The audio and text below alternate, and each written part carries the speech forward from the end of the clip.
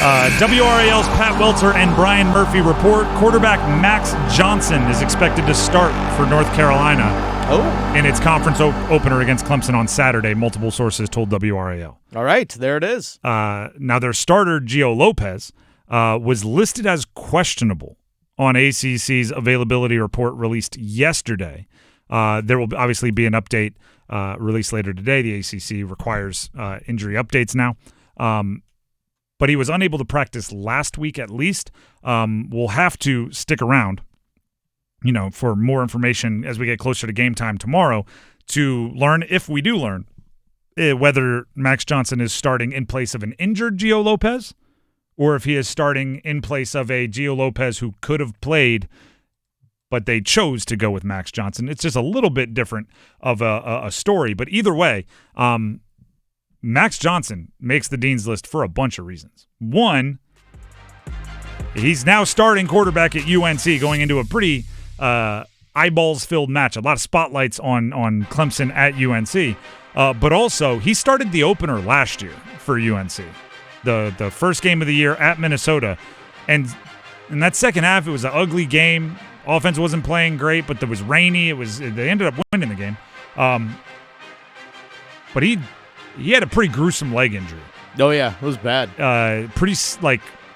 If you get queasy watching injuries, this one would have made you queasy. Stayed in the hospital. It was not like have surgery and, hit the rehab. It was like in the hospital for a while. Couldn't travel home with the team. Long road back. And for him to not only be back, he was actually cleared to play before the season opener. But now, starting games again and against some of the best defensive players in the country that Clemson will be rolling out there. That is a pretty cool story that he's even out there with the ability to start, let alone actually starting. If you remember Max Johnson from something other than his time at UNC, it might be the fact that he was the starting quarterback at LSU before Jaden Daniels. Yeah. He threw 27 touchdowns in 2021, did Max against Johnson. Just 6 interceptions. He had a pretty good day. And that was as an underclassman. I believe he was a sophomore. Yeah, it was the second year. Obviously, then Jaden Daniels showed up.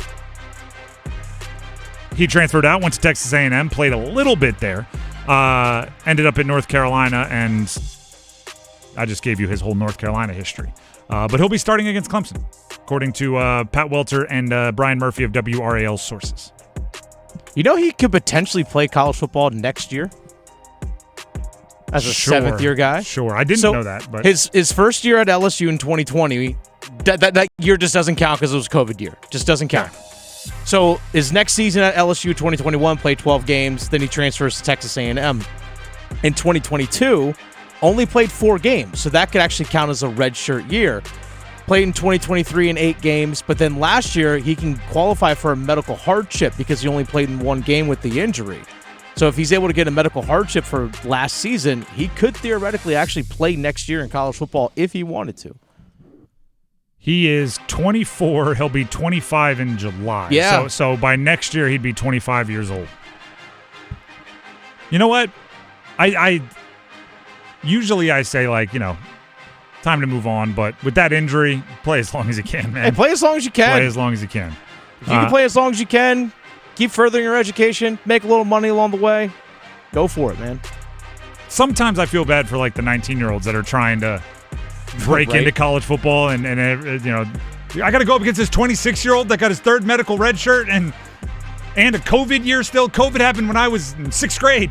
And can I get a couple reps? Sometimes I feel bad for that, but that injury was the type where I'm like, you know what? With how much rehab probably took to get Max Johnson back to where he is, go nuts. Play as long as you possibly can. Pretty remarkable. He talked about, not anticipating, but there was conversation of, could he lose his leg? Yeah, and I don't know how serious they were, but it was brought, the reports were it was brought up. There was at least a conversation of, hey, if things go south either significantly from here or whatever, be prepared to learn how to use crutches and scooters and all that. And it's like, whoa. To then be from that conversation, regardless of if they gave it a 1% chance or whatever, to starting college football games against Clemson essentially a year later is wild.